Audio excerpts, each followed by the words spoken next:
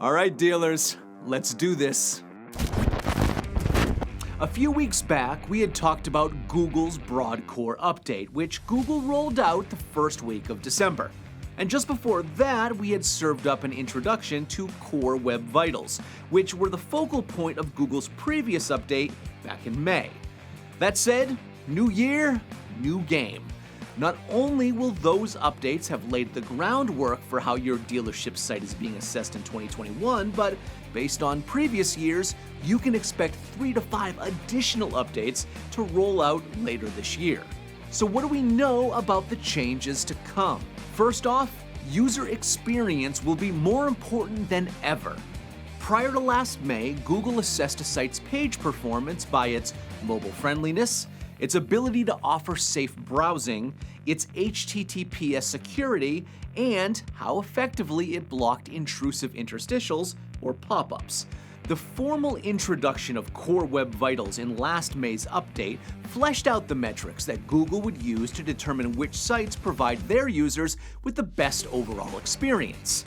Now, to recap, those updated metrics consisted of largest contentful paint, which measures how long it takes for the main content on a page to load, first input delay, which measures how long it takes for a page to become interactive, and cumulative layout shift, which measures any unexpected layout shift pertaining to a page's visual content. Now, Google laid out a 1-year timeline in which all sites should be optimized to tick each of these 7 boxes. And if you're not sure how your pages measure up against these metrics, remember that you can always run a Core Web Vitals report through Google Search Console that will provide you with a better understanding of where your pages stand. However, visibility of how you measure up is about to become a little more public. Well, probably.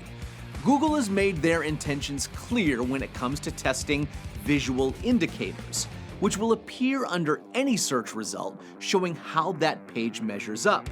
Now, as marketers, we all understand that these sort of assessments have always been at the root of Google's ranking process. But ranking factors aren't common knowledge to the average Google user. By offering a simplified, user-friendly rating system, Google aims to drive traffic to those sites that best measure up to their standards. Imagine the average car buyer performing a local search. Regardless of whether their search is make or model specific, the car buyer themselves will now have more reason to favor the Google-approved dealership. In other words, a local competitor who has spent the last 7 months optimizing their site stands a greater likelihood of attracting that user than your dealership will if you're not putting the work in. So what will these visual indicators look like? We have no idea. To date, Google has remained pretty tight-lipped as to any design, making it clear that even when they're rolled out, it'll be considered a testing phase. But still, do not underestimate how impactful a visual indicator could be in influencing car buyers. Put on your consumer hat for a moment. Imagine that you're on Amazon or a consumer or aggregate travel site. Are you clicking on the product or service with the 5-star review or the one with the 1-star review?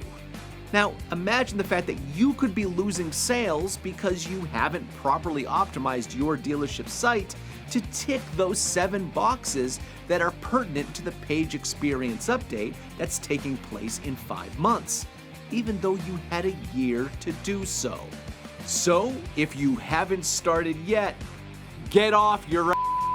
So there you have it, the first tip of 2021.